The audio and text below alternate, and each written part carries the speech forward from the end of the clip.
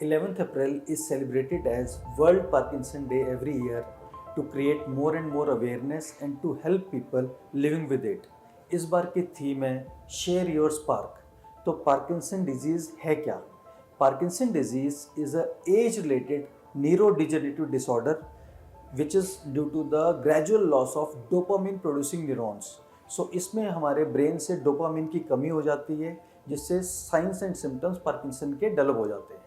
Usually जो as of onset है वो 60 ईयर्स एंड अबव होती है, लेकिन ये यंग लोगों में भी होती है as early as less than 20 years of age, जिनमें फैमिली हिस्ट्री होती है।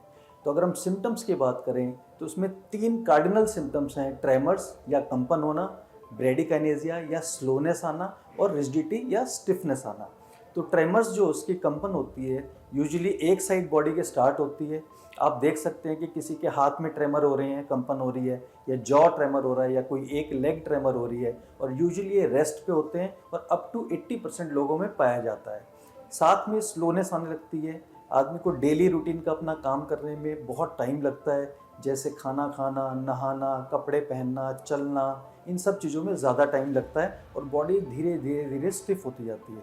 तो किसी को भी अगर एक हाथ में कंपन हो रही है, ट्रेमर्स आ रहे हैं, बॉडी स्लो होती जा रही है और स्टिफ होती जा रही है, तो ये पार्किंसन के सिम्टम हो सकते हैं। ये डिजीज़ बहुत कॉमन है। It is one of the most common neurodegenerative movement disorder, और करीबन 60 ईयर्स की एज के बाद 1% पॉपुलेशन वर्ल्ड वाइड अफेक्ट हो जाती है। इंडियन सिनेरियो की बात करें तो इंडिया में पूरे वर्ल्ड का, ग्लोबल बर्डन का 10% इंडियंस होते हैं, और इंडिया में प्रिवलेंस इज अराउंड 15 to 43 पर 1 लाख पॉपुलेशन। और इंडिया में एक स्पेशल कम्युनिटी है, पारसी कम्युनिटी, जिसमें इसकी प्रिवलेंस अराउंड 328 पर 1 लाख पॉपुलेशन है, जो वर्ल्ड में हाईएस्ट है। जो एक इंटरेस्टिंग फैक्ट है वो ये है कि एज ऑफ ऑनसेट है जो पार्किंसन का इंडियंस में, वो अराउंड 1 डिकेड या 10 ईयर्स अर्लियर है as compare to rest of the world. Means Indians are getting affected at a younger age group. अगर मैं ट्रीटमेंट की बात करूं तो एक बहुत भ्रम है कि पार्किंसन हो गया तो उसकी कोई ट्रीटमेंट नहीं है। ऐसा बिल्कुल नहीं है। It is a treatable disease, life long treatment है, लेकिन response rate individual to individual vary करता है। तो ट्रीटमेंट में हमारी एक मेडिकल ट्रीटमेंट है जिसमें कुछ ग्रुप ऑफ मेडिसिन हैं, सर्जिकल ट्रीटमेंट है। अगर पार्किंसन डिजीज़ बहुत एडवांस हो गया है, उसमें ट्रीटमेंट का रिस्पांस बंद हो गया या ट्रीटमेंट से साइड इफेक्ट स्टार्ट हो गए हैं, तो उसमें सर्जिकल ट्रीटमेंट आता है, जिसमें डीबीएस या डीप ब्रेन स्टिमुलेशन सबसे प्रॉमिसिंग है।